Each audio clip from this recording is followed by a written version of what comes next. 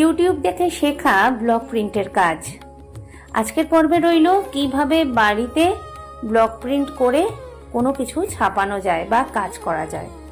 একটা আলুকে সুন্দর করে ডিজাইন করে নেওয়া হয়েছে, একেবারেই সাদামাটা ডিজাইন। যারা ভালো আঁকতে পারে তারা আরো ভালো ডিজাইন করে নিতে পারে। আমি নিয়েছিলাম ক্যামেলের অ্যাক্রিলিক কালার।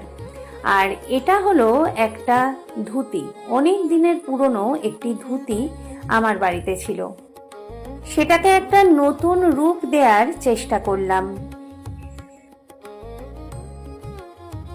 অ্যাক্রিলিক কালারে কোনো রকম জল বা কেমিক্যাল মেশাবেন না। র অ্যাক্রিলিক কালার নেবেন এবং তার মধ্যে যে কোনো ছাঁচ, সেটা কাঠেরও হতে পারে আলুরও হতে পারে, সেটা নিয়ে তারপরে প্রিন্টটা করবেন।